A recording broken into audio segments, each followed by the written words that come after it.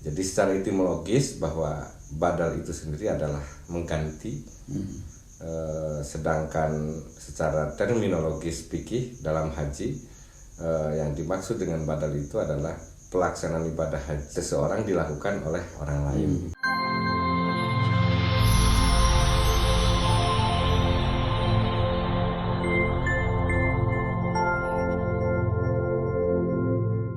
Bismillahirrahmanirrahim. Assalamualaikum warahmatullahi wabarakatuh.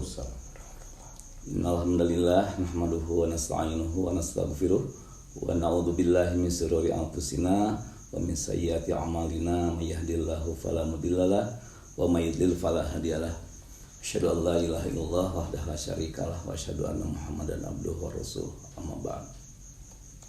Sahabat kaum muslimin yang dirahmati Allah dimanapun Anda berada, baik di Indonesia maupun di luar negeri. Alhamdulillah pada kali ini Tatas Kurnia Official mengudara kembali setelah beberapa saat lamanya tidak mengunggah berbagai konten yang barangkali itu akan menjadi sebuah media dakwah bagi siapapun. Mudah-mudahan sekalipun terlambat pada kali ini kita akan tetap merasa memiliki manfaat dari konten yang akan kita bicarakan pada kali ini. Tentu saja ada beberapa hal yang akan kami sampaikan. Yang pertama, ucapan selamat atau terima kasih kepada para sahabat yang telah mendukung program acara ini, baik itu melalui subscribe, kemudian like dan komennya. Mudah-mudahan itu menjadi amal soleh bagi semua. Kemudian doa kami tentu saja tidak akan pernah terputus, apalagi di saat pandemi COVID yang hingga saat ini masih berkepanjangan dan entah kapan akan berakhir. Tapi kami dari tim Tatas Kurnia Official tetap saja memberikan doa yang terbaik. Mudah-mudahan sahabat kaum muslimin dimanapun berada segera terhindar dari wabah COVID yang mencekam ini. Kemudian siapapun yang sedang menderita sakit, mudah-mudahan Allah segera menyembuhkan. Siapapun yang mendapat kesulitan segera dimudahkan oleh Allah Subhanahu wa taala. Amin ya rabbal alamin. Sahabat kaum muslimin, setelah beberapa minggu atau beberapa bulan mungkin kami tidak mengudara, tetap saja komunikasi kami dengan para subscriber, dengan para sahabat tetap terjalin, baik melalui WhatsApp atau apapun.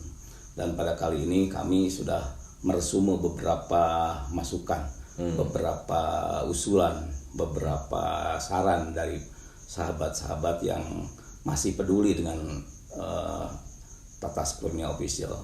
Beberapa materi yang kami himpun tentu saja tidak akan dapat kami sampaikan secara sekaligus. Tentu saja kami akan memilih dan memilah mana materi yang lebih urgen pada saat ini dikedepankan, dan mudah-mudahan pada lain kali materi yang lain tidak dianggap sesuatu yang tidak bermanfaat.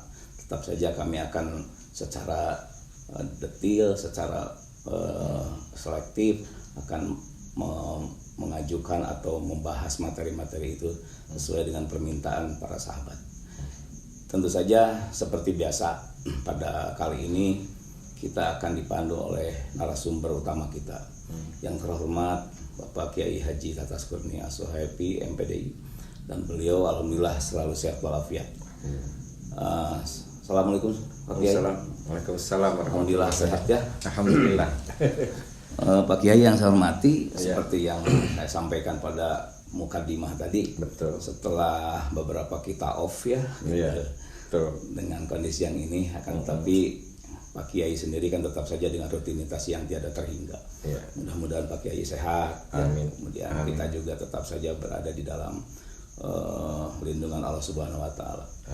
Seperti tema yang saya ketengahkan tadi, bahwa pada beberapa minggu terakhir ini tetap saja atensi dari para subscriber ya yang peduli dengan Tatas Kurnia Official ini terus saja masuk ke redaksi kita ya.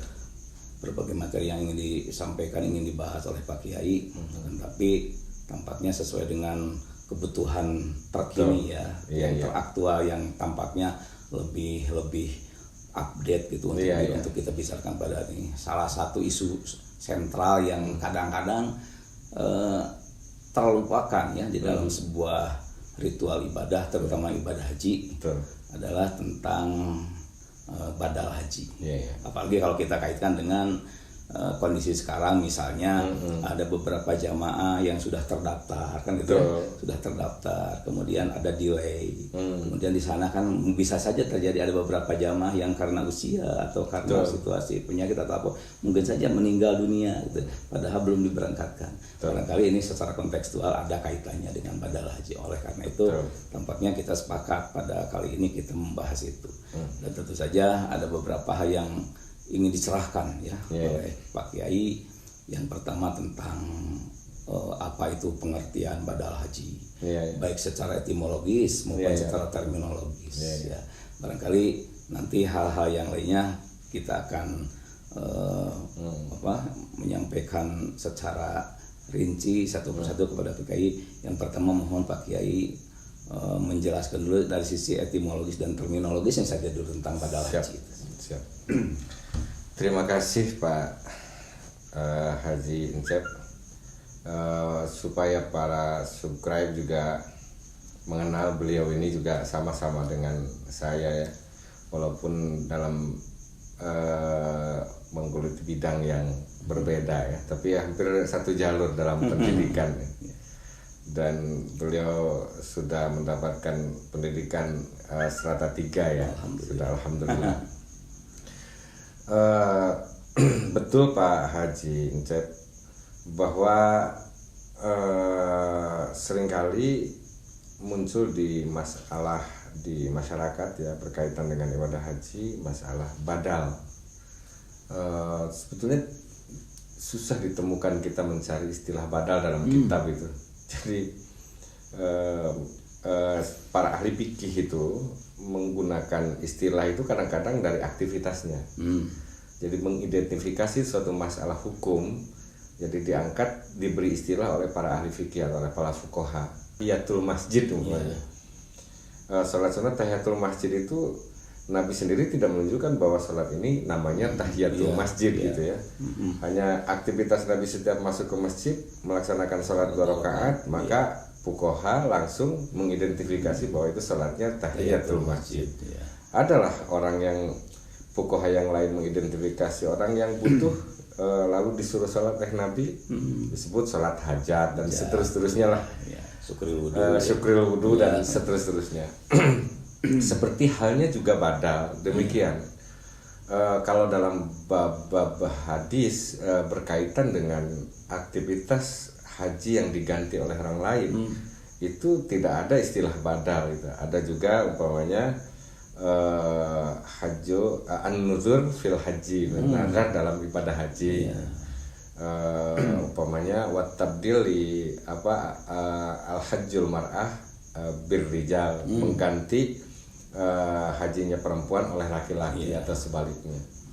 Jadi konteks badal ini sangat lebih ke paham fuqaha ya. Hanya sudah menjadi istilah di masyarakat. Jadi istilahnya badal haji saja gitu. Tapi umum masyarakat mengidentifikasi itu sebagai sebuah kegiatan. Ya, ini secara terminologinya bahwa badal haji itu adalah sebuah kegiatan ibadah menggantikan ibadah orang lain. Ini tentu diambil dari etimologisnya ya, dari kata badala yubaddilu tabdilan, jadi mengganti. Tapi kalau saya sendiri sebetulnya maaf seperti juga para pendapat ulama fuqaha tidak mengambil istilah secara etimologis, secara lugawi. Kenapa? Karena itu akan lebih membatasi. Sebab ini lebih penting, masalahnya ibadah yang digantinya ini ibadah yang bukan kecil, tapi ibadah yang besar, ibadah yang sangat komprehensif, ibadah yang seremonial. Maka istilah badal ini rasa-rasanya kurang begitu pada tempatnya. Tapi oke lah, untuk sekelas di kita, untuk lebih mudah dipahami, karena lebih populer atau dikenal masyarakat, tidak apa-apa menggunakan istilah badal. Namun secara pengertian badal ini sesungguhnya adalah adanya dalam ibadah haji. Jadi nanti khawatir kenapa diistilahkan badal ini, bisa dipinjam nanti bagaimana badal sholat, bagaimana badal puasa gitu ya. Jadi saya terlalu khawatir untuk itu.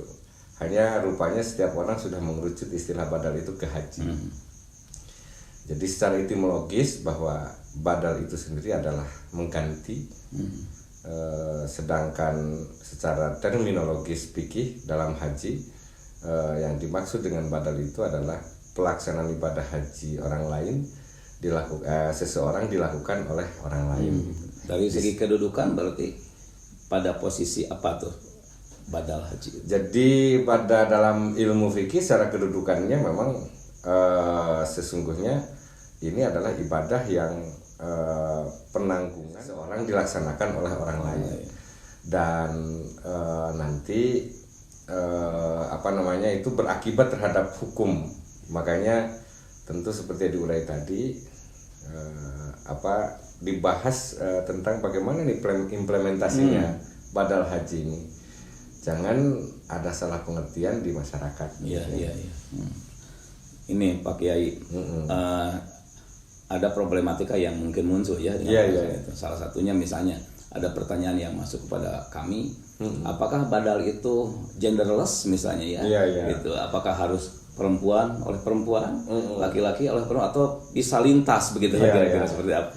Sebetulnya bisa, jadi tidak genderless tadi ya, tidak laki-laki oleh laki-laki, perempuan oleh perempuan. Karena dalam konteks hadisnya kebetulan ada yang seorang laki-laki atarajulun ilan nabi, tapi ia memberitakan tentang ibunya gitu. Betul. Jadi boleh dalam pengertian badal itu pada substansinya menggantikannya, jadi bukan pada genderlessnya. Jadi tapi mengganti posisi ibadahnya. Kira-kira demikian. Berkaitan dengan nadar tadi, apa yang ada, kalau tidak salah saya pernah membaca bahwa salah satu katakanlah perizinan Nabi itu melaksanakan badal haji karena salah seorang Juhainah kalau tidak salah yang Juhainah ya, yang ibunya bernazar kemudian meninggal. Itu apa tuh kira-kira? Betul. Latar belakang hadis ya berkenaan dengan adanya praktek badal haji ini karena kasus sahabat yang melaporkan kepada Rasulullah tentang ibunya, tetapi dalam konteks nazarat gitu ya. Inna ummi nazarat anta hujjah falam tahujjah. Sesungguhnya ibuku katanya bernazar untuk melaksanakan haji, kemudian ia belum sampai melaksanakan haji. Nah, apa ahujju anha gitu ya, baru ada pertanyaan apakah aku wajib menghajikannya gitu. Nabi sangat diplomatis menjawabnya pada saat itu, dan ini menjadi lampiran hukum yang harus dilaksanakan oleh kita. Jadi memang harus ditelusuri dulu asal usulnya gitu, munculnya, dan lalu bagaimana nanti kedudukan hukumnya supaya tidak salah. Namun pada prinsipnya di sini walaupun hampir mengerucut pada keputusan bahwa badal haji itu ada sebagai salah satu konsep alternatif melaksanakan haji bagi orang yang sudah meninggal, itu badal haji. Tapi dalam tanda kutip pada tataran implementasi, ini ada perbedaan secara istinbat hukum, terutama yang berkembang di masyarakat. Saya sudah mengkaji beberapa keputusan-keputusan Pak Haji. Di antaranya umpamanya dari Muhammadiyah melalui putusan Majlis Tarjih itu tahun 2007 juga sudah dibukukan melalui ortomnya ya, melalui Aisyah kalau tidak salah, dalam bimbingan ibadah haji versi Muhammadiyah. Juga sudah diputuskan oleh Nahdlatul Ulama melalui bahsul masailnya gitu ya, mengenai badal haji ini dan kedudukannya serta implementasinya. Dan ini sudah lama ya, di Pondok Gede dibahas tahun 2002. Kemudian juga dari Persatuan Islam Persis ya, melalui Dewan Hizbahnya iya. itu juga sama. Hanya sedikit cara istinbat hukum saja yang berbeda. Tetapi secara keseluruhan kedudukan itu ada. Iya. Kedudukan badal haji itu konteksnya ada.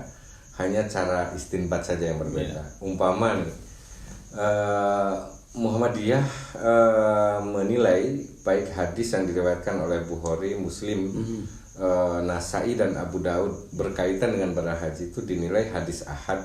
Iya. Tetapi hadis ahad yang mutawatir itu dinilai oleh Majelis Tarjih Muhammadiyah itu bisa menjadi bayan. Maka istinbat bayani itu, jadi fungsi hadis itu salah satunya bisa bayan terhadap ayat Al-Quran. Iya. Penjelas ya, bisa penjelas gitu. Jadi Muhammadiyah lebih ke ini. Tetapi sepertinya Muhammadiyah kalau istilah membuka pintu itu nggak terlalu dibuka ya. Karena khawatir salah implementasi gitu.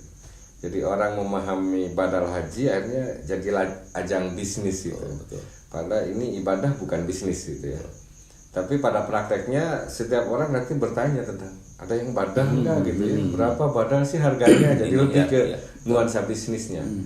Nah, makanya Muhammadiyah kalau membuka pintu enggak terlalu luas gitu. Memberikan persyaratan yang cukup ketat. Boleh jadi dimanfaatkan oleh pihak-pihak tertentu. Jadi dimanfaatkan oleh pihak-pihak tertentu. Sedangkan umpamanya dalam Bahsul Masail, Nahdlatul Ulama juga sama. Betul. Istinbat hukumnya kalau Nahdlatul Ulama mengumpulkan pendapat para ulama, ya, mutaqaddimin, mutaakhirin gitu ya. Kemudian dikalkulasikan melalui pendapat-pendapat para ulama tersebut, diasumsikan bahwa tidak ada prasyarat lagi lah bahwa badal haji itu ada dan harus dilaksanakan. Sedangkan Dewan Hizbah Persatuan Islam, cara istinbat hukumnya lebih mengedepankan pada dilalah sorih gitu ya. Jadi lebih pada penekanan sorih bahasanya ini kemana gitu. Jadi kalau konteks bahasanya pendekatan bahasa. Pendekatan bahasa, lebih ke pendekatan bahasa. Jadi kalau etimologinya sudah salah dipahami nanti juga salah katanya. Itu menurut Persatuan Islam. Makanya Persatuan lebih ketat dalam mengungkap badal haji. Tapi tidak dibilang tidak ada gitu. Secara kondisi hukum ada. Semua ormas yang mengemuka membahas bagian-bagian fikih dengan cara istinbat masing-masing, pada prinsipnya badal haji itu adalah sebuah kegiatan syariat yang ada dalam pada masa Rasul, dan Rasul telah mengarahkannya kepada para sahabat, dan itu menjadi pedoman para sahabat untuk dapat dilaksanakan. Hanya cara istinbat hukum saja yang berbeda gitu. Jadi sekalipun ada sudut pandang yang berbeda gitu ya, tapi bisa ditarik benang merahnya sebenarnya itu kedudukannya memang ada. Kedudukannya memang ada. Tinggal nanti dari sisi implementasi dan sudut pandang yang misalnya begini, bisa jadi kan di dalam pelaksanaan badal itu ada syarat atau kriteria. Itu apa tuh yang harus menjadi? Nah, semacam betul kalau Nahdlatul Ulama umpamanya salah satunya dari Bahsul Masail, didahulukan memang persyaratan yang seperti disebutkan dalam hadis, itu ahli warisnya yang bertanggung jawab. Tetapi ada kondisi para ulama membahasnya ilal mu'tamin, atau orang yang amanah bisa melaksanakan pada haji. Soal yang amanah ini siapa gitu. Ini harus dijelaskan, dia telah melaksanakan ibadah haji gitu, dia cakap melaksanakan kegiatan syariat tersebut, selain sudah melaksanakan haji gitu. Jadi artinya yang melakukan badal haji itu orang yang harus pernah melaksanakan haji gitu. Jadi hanya ada kesalahan yang muncul. Saya pernah menemukannya juga gitu ya, tetapi belum sempat kita berdiskusi untuk menyampaikannya. Bersamaan dengan saya waktu itu ada orang yang Saya mah ketitipan badal haji katanya 5 orang gitu. Lalu saya tanya, Bapak sudah pernah haji? Ya baru kali ini. Nah ini tidak bisa ya, tidak memenuhi persyaratan gitu. Tapi orang tersebut begitu yakinnya, kesalahan paham di masyarakat, makanya memang perlu disosialisasikan. Sebetulnya syarat utama itu orang yang membadalkan baik ahli warisnya, itu yang didahulukan, ataupun dipahami orang yang amanah melaksanakannya, itu syaratnya harus sudah melaksanakan haji terlebih dahulu. Jadi, dari sisi jumlah, apakah seorang yang melakukan badal haji untuk orang lain ada syarat misalnya harus berapa orang? Oh, itu karena haji itu muakkad ya, waktunya ditentukan. Nggak mungkin seseorang dalam satu kegiatan 3 orang ya, dalam satu kegiatan wukuf mewakili 3 orang. Dan ini fenomena yang harus kita antisipasi. Nah, itu betul. Jadi masyarakat pun memang harus tahu. Jadi ditanya kalau orang yang membadalkannya ini mestinya dia harus hanya 1 orang gitu. Ini yang harus lebih dicerahkan. Iya. Sebenarnya ya. Dan ini masalahnya berkait dengan saya sendiri kadang-kadang Pak Haji ada orang datang gitu.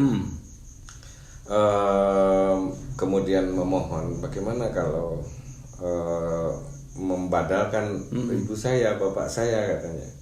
Pak Kiai bisa Pak, enggak gitu ya. Kami bingung menyampaikannya. Daripada kita umpamanya dikasih sebuah upah seperti upah gitu ya, mendingan tidak sama sekali. Iya, karena bukan ajang bisnis, ini sebuah amanat. Dan kalaupun mau diupahkan itu harus senilai jumlah uang berangkat haji. Karena seseorang yang diamanati haji itu jelas pelaksanaan kegiatan ibadahnya dia tidak memiliki apapun pahalanya, karena untuk yang meninggal ya betapa ruginya seseorang kalau dikalkulasikan hanya untuk berkait pahala dengan upah. Jadi mungkin ini yang harus diwaspadai oleh masyarakat, dan ini pula yang dibicarakan oleh para ulama, baik yang mutaqaddimin mutaakhirin, melalui ormas-ormas yang bergerak dalam dunia Islam gitu ya, mengangkat tentang fikih Islam. Mereka beristinbat. Sesungguhnya istinbat mereka itu mengerucut supaya ihtiyat, adanya kehati-hatian, tidak sembrono itu dalam melaksanakan ibadah, harus sesuai dengan standarisasi yang dianjurkan oleh Rasul. Maka konteksnya tadi nazarat. Ini persatuan Islam harus membatasi. Kalau tidak nazar tidak ada kewajiban. Gitu ya. Tidak ada kewajiban katanya untuk menggantinya. Karena ini konteks masalahnya juga nazarat gitu. Yang dianalogikan dengan utang. Iya, dianalogikan dengan utang. Kalau tidak punya nazar, tapi Muhammadiyah berkelit lagi. Jangan diterjemahkan secara letterly, nazar itu bernazar gitu. Orang berniat pun tidak tahu nazarnya kepada Allah tidak disaksikan dengan yang lain. Toh nazar tidak butuh saksi ya. Jadi banyak lagi nanti Nahdlatul Ulama membahasnya. Hanya secara umum menurut hemat saya semuanya sepakat bahwa badal haji itu ada. Hanya pada tataran implementasi, cara beristinbat hukumnya saja yang berbeda. Dan tentu seluruhnya berihtiyat, berhati-hati sekali, sebab ini adalah aktivitas seorang hamba ya di mata Allah, dan tentu harus benar-benar terukur terhadap hadis-hadis ya, terhadap keterangan-keterangan ayat Al-Quran. Maka tidak sembrono lah, kira-kira demikian.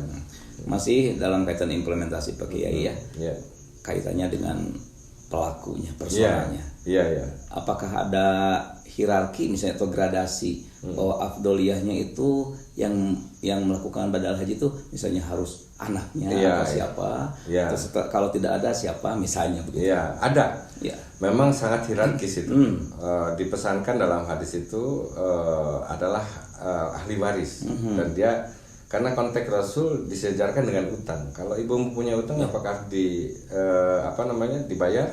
Oh tentu saya harus membayarnya. Ya itu ahli waris kan. Berarti yang bertanggung jawab menghajikan itu ahli waris. Hanya dalam konteks haji tentu tidak setiap orang memiliki anak yang sudah berhaji. Nah, itu problem tersendiri. Makanya para ulama memperluas pemahaman itu ilal mu'tamin kepada orang yang amanah gitu, untuk bisa melaksanakan dan dia telah melaksanakan, memenuhi syarat untuk melaksanakan ibadah haji. Jadi hierarkisnya begitu. Betul. Dahulukan dulu bisa dilaksanakan oleh anak, keluarga. Seperti kasus yang muncul tahun-tahun ini, sebelum berangkat haji sudah dipanggil Allah lebih dulu. Pemerintah membuka nih, melalui peraturan yang baru tahun 2019, KMA, Ketentuan Menteri Agama, membolehkan mengganti ahli waris mengganti porsi orang tuanya yang meninggal.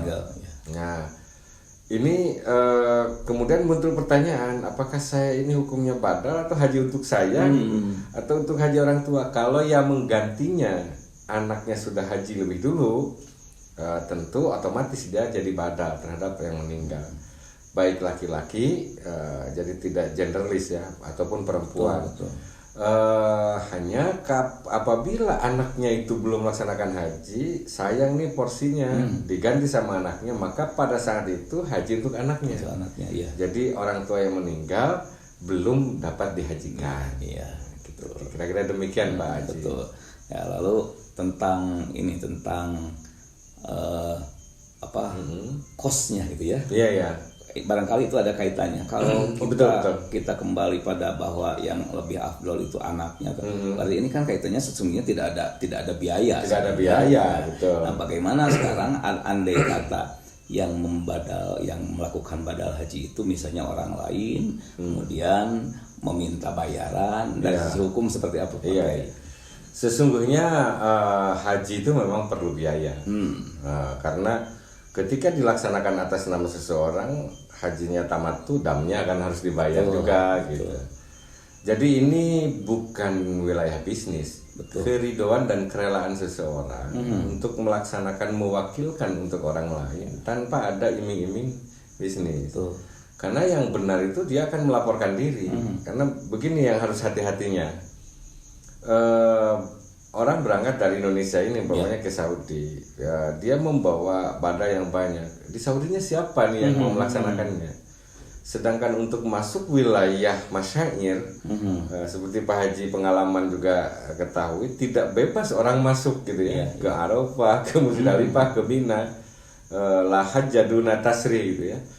Tidak ada haji bagi yang tidak memiliki izin. Maka bagaimana kita bisa mempercayakan umpamanya pada mukimin gitu ya, di sana kalau mukimin ini tidak bisa masuk ke Arafah umpamanya, maka ini juga harus hati-hati, kecuali memang ada salah seorang yang sudah memang ditugaskan dan bisa ikut masuk ke wilayah masyair dan dipercaya, dan yaitu mu'tamin itu ya, orang yang amanah, bisa dilaksanakan seluruh kegiatan aktivitas haji akhirnya dapat dilaksanakan. Jadi kalau datang ke masyarakat lalu bicara, siapa yang mau badal ke sini sekian juta, nah itu bisnis. Bukan ibadah lagi. Dan kita harus menghindari hal itu. Karena ini akan berakibat juga. Harus dipertanggungjawabkan nanti di akhirat itu kelak hari itu. Lalu dari sisi yang lain, dari sisi lokasi, bolehkah misalnya seseorang yang melakukan badal haji itu, misalnya begini, seseorang dibadalkan di tempat A, domisili tempat A, yang membadalkan di tempat B, itu boleh tidak? Boleh. Jadi soal siapa yang mubdal minhunya menggantikan posisi itu tidak dipersyaratkan tinggalnya harus sama. Jadi dia mau tinggal di Arab gitu, mau tinggal sama di Indonesia, itu tidak menjadi persyaratan mutlak. Jadi seseorang itu hanya harus diketahui dan persyaratannya orang sudah melaksanakan haji dan amanah bisa melaksanakannya. Soal di mana dia tempatnya yang melaksanakan itu tidak terkait sebagai pembatasan syarat gitu. Demikian Pak Haji. Pak Kiai, menjelang akhir perbincangan kita, ini hal yang lebih penting saya pikir ya, untuk referensi para calon jamaah, terutama yang ada niat untuk membadalkan haji. Barangkali Pak Kiai punya saran. Ya. Terima kasih Pak Haji Ncep. Memang untuk sahabat kaum muslimin di mana saja berada, ya, jika kita memiliki orang tua atau keluarga yang memang berniat untuk melaksanakan ibadah haji dan ia sudah menghadap Allah lebih dulu sebelum ia melaksanakan ibadah ke Baitullah, maka kita tentu memiliki tanggung jawab untuk menyelesaikan niat dan nadarnya atau keinginannya untuk melaksanakan ibadah haji itu. Prioritasnya mudah-mudahan bisa dilaksanakan oleh kita, walaupun tidak berjenjang waktu, mau tahun ini atau mau tahun depan, mau tahun depannya lagi. Jadi tidak ada batas waktu, asal diniatkan oleh kita untuk bisa menggantinya. Kemudian yang kedua, jikapun kita berkehendak untuk mewakilkannya kepada orang lain, maka sebaik-baiknya kita mewakilkan secara selektif, ya. Bahwa orang itu betul-betul amanah dan ia telah melaksanakan ibadah haji, memenuhi persyaratannya. Dan yang terakhir, hindari karena ini ibadah, jadi bukan konteks aktivitas bisnis yang harus ditransaksikan, sehingga berkait dengan harga dan upah gitu. Dan ini sangat mencoreng kegiatan syariat ibadah Islam. Demikian kira-kira Pak. Terima kasih Pak Kiai. Sama-sama. Sangat bermanfaat saya pikir, dan sahabat kaum muslimin juga pasti ini akan mendapat ilmu yang sangat bermanfaat untuk kelangsungan ibadah yang lebih afdol, ya, Iya, yang betul. lebih benar, yang lebih baik. Sebelum mengakhiri, sahabat kaum muslimin, tentu saja saya ingin menyampaikan beberapa resume dari perbincangan kita dengan Pak Kiai Haji Tatas. Yang pertama, ada ungkapan yang populer sebenarnya, bahwa religion without knowledge is blind, bahwa agama tanpa ilmu itu buta. Sebaliknya, knowledge without religion is lame, bahwa ilmu tanpa agama itu lumpuh. Oleh karena itu, yang pertama ingin saya sampaikan kepada sahabat kaum muslimin, sekapur sirih yang telah disampaikan oleh Pak Kiai Haji Tatas. Yang pertama, pahamilah, yakinilah bahwa sesungguhnya secara hukum bahwa badal haji itu ada. Yang kedua, berhati-hatilah di dalam melaksanakannya sesuai dengan syarat dan rukunnya, syarat dan kriterianya. Misalnya syaratnya harus seperti apa, siapa yang dibadalkan, siapa yang membadalkan, sekalipun tidak terikat ruang dan waktu, kan? Dan ruang dan waktu. Tapi kan ada hierarkinya tadi, bahwa sebaiknya yang membadalkan itu orang terdekat, keluarganya dan sebagainya. Yang ketiga, kita tidak perlu terjebak dengan transaksional yang mungkin muncul di dalam proses pembadalan haji ini, sebab ini akan merugikan semua pihak, merugikan yang membadalkan, merugikan yang dibadalkan. Ini kan sebuah pekerjaan yang sia-sia. Dan yang terakhir, tentu saja selalu bertanya kepada para ahli fikih, seperti halnya ada ungkapan fas'alu ahla dzikri in kuntum la ta'lamun. Terima kasih sekali lagi Pak Kiai. Sama-sama. Kemudian kepada sahabat kaum muslimin, sekali lagi kami ucapkan terima kasih atas atensi semua sahabat yang mendukung channel ini. Tetaplah berada dengan kami di channel Tatas Kurnia Official. Mudah-mudahan kita senantiasa mendapat hidayah dan lindungan Allah Subhanahu wa taala. Kemudian kepada Pak Haji, mudah-mudahan Pak Kiai tetap sehat dan kita tetap bisa eksis dalam mensiarkan agama Islam melalui media dakwah ini. Mudah-mudahan demikian. Akhirul kalam. Assalamualaikum warahmatullahi wabarakatuh.